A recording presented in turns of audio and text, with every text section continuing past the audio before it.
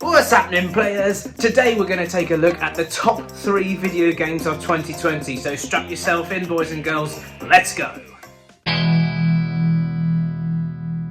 Okay, so this video has come about almost as a direct response to the Golden Joysticks Awards that were given out this week. All in all, I kind of agree with what they gave out, but there was one award which really sticks out for being just odd. And that is for the best performance, which they've given to the actress who voiced Kamala Khan in the Avengers game. Now, I don't think she actually did a bad job at all. The trouble is when you look at the quality of games that have come out this year, especially with some of the performances this year, it doesn't even make the top 20 for me. So it in no way should have won the Best Performance Award. And I'm not slating her at all. There have just been a number of better written stories that have given actors a lot better chance of giving us a great performance. So that is why I thought, do you know what? Everybody needs my 2 bobs worth. Let's go for it with number 3. Okay, so coming in at number 3 on this list is Square Enix's remake of Final Fantasy VII. Now, I must add, this is only part 1 of their scheduled release of the remake, and that there will be multiple iterations thereof in the future. But Final Fantasy VII in its original form completely passed me by as a youngster. I was way too Nintendo as a little boy, and so this was one that just went over my head. So basically that means I've looked at this with fresh eyes and I have no issues with the story at all because I don't know it. Gameplay wise, this might be my favourite blend of turn-based attack and real-time attacking strategy that I have ever played. I played this game almost all the time when it came out. I can't believe how addictive it was. A good way to know a good game for me is if it makes you want to replay it and get the Platinum Trophy, for example, on this particular edition. Now, the Platinum Trophy for this was a little difficult, you know, it required you beat some of the most ridiculously overpowered bosses on a boss rush, complete the game on its hard mode, and that basically meant no items, but it was worth it.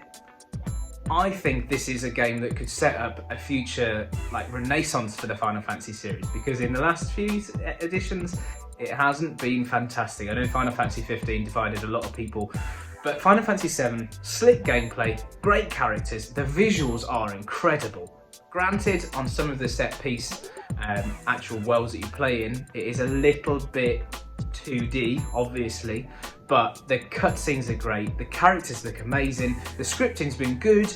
Considering that this story is effectively a 20-year-old story being removed to today, it's done fantastically well. The reason this is number 3 on the list and not necessarily higher is because it's still only a limited run.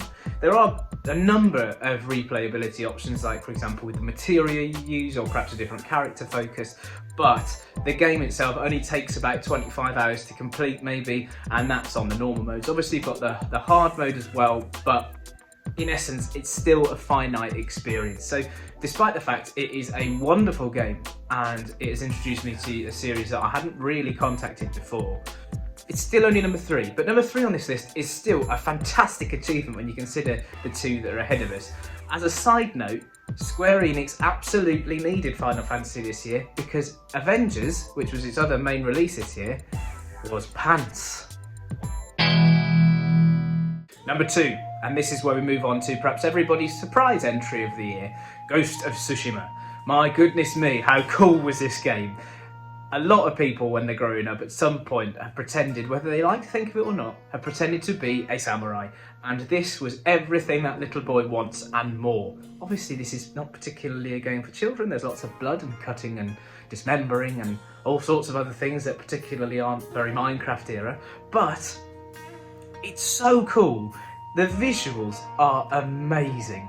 The amount of constantly moving flowers or leaves or the wind or the nature itself, it is just incredible. There's so much thought being put into it. Granted, historically, some of the storyline doesn't necessarily add up, but I honestly don't care. It is fantastic. The gameplay is slick, story compelling, voice acting fantastic, the graphics, I can't praise them enough, they are fantastic. Why is it only number 2? Well, that will become quite clear when I talk about number 1. There was perhaps a little bit of a connection missing with this game where I enjoyed every second of it, but it didn't make me feel anything other than, wow, that's cool. And I don't know whether that's what we want from a game these days, but for this particular reason, that's why it's number 2. Also, they've recently added a new mode to it, a cooperative online multiplayer, Ghost of Tsushima Legends. And this is cool in itself because it's fighting the undead Oni. My goodness me, this game couldn't get much cooler if it tried to. Different tactics, obviously the random variables of playing with people online. It is a mess of brilliance. Obviously, you're relying heavily on the other person in your group or however many people you're playing with actually playing the game properly, but it's a great addition, something I wasn't expecting, something that has made a brilliant game even better. So well done, very, very good work, Ghost of Tsushima. Number 1, and I don't think anybody else in the world can actually say that they didn't see this coming. Yes, it's The Last of Us Part 2. The first part of The Last of Us was incredible. A gaming experience that not many have been able to replicate, where you actually felt like you had a connection to the characters. Last of Us Part 2 has been a long time coming, and it was worth it. The character design, the story, the way that you link yourself to the characters involved, I honestly don't know how they've managed it. It is the first video game that I've ever played where I've felt sick with nerves, or that I've been so attached to some characters that when inevitably bad things happen to them, because it is a survival game, like I actually felt bad. Like I actually couldn't watch at points because I didn't want it to happen. The gameplay itself is fantastic. There's so much clever work done in it, like with how animals react to you, with how the AI of soldiers react to you, or the AI of the zombies react to you. I'm trying desperately not to give spoilers here, so I'm going to be very generic with how I describe things. But my goodness me, if you haven't played this game and you own a PS4, go and play it.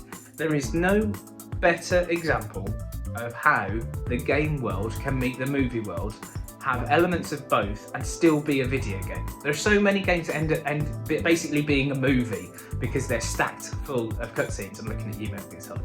But this one is just the perfect blend. Naughty Dog have smashed it. If you think about it though, when was the last bad game that Naughty Dog released? They're as close to Nintendo as you can get in terms of looking after their main intellectual properties. They never released a bad Mario or Zelda game. Naughty Dog just smash it every time. I mean, just look at the footage.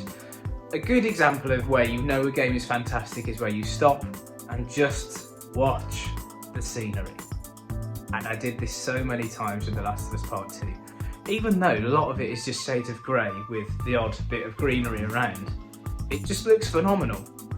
I know that they've had a lot of backlash regarding plot and regarding inclusivity of characters, but that is just ridiculous. It's just ridiculous. And for the people that have sent death threats to voice actors or to Neil Druckmann, you are overshadowing what is a wonderful experience that just because it didn't agree with the plot that you'd written in your head, you decided to try and sabotage. I don't agree with you. Stop it. So those are my top 3. People saying to me, what about Animal Crossing New Horizons? Honestly, get out. Get out. It is The Sims with animals, and that should never be considered for Game of the Year. Game of the Year should change something. Game of the Year should make you feel something. Game of the Year shouldn't make you ask your friends to send over some equipment for your village. No, it's preposterous. Nintendo have had a bad year. I think even they would probably admit to that. Nobody saw this year coming, but somehow 2020 has been an amazing year for video games. We've seen so many new games come out that have passed away lockdown, that have given you access into series that you hadn't had before, like Final Fantasy VII. We've seen new intellectual properties like Ghost of Tsushima come along, and then major blockbuster games like Last of Us Part 2, which is just, it's just perfect. It is. And all 3 of the games that I've listed have made me replay them multiple times. That for me is an idea of Game of the Year. Next year could be interesting. Next year could be interesting for a number of reasons, because what we do tend to see is that the first year of a new console not necessarily always having the best games. So this year could be a little bit of a slow burner. Rumours are that Nintendo are heading for a pretty stacked year of re-releases. If they can sneak Breath of the Wild 2 in, I don't see another game that will challenge it for the title next year. But who knows? If you're new to the channel, check out my other game reviews, check out my sketches, like, subscribe, share, all that stuff. I'm going to be returning very soon with some Christmas specials, and that will be exciting for everyone, I promise. I can't promise, actually. Some of you probably will watch this video and nothing else, but if you do, it was nice to see you. Having said that, take care of yourselves, look after each other, and I'll see you all soon. Thanks, bye bye.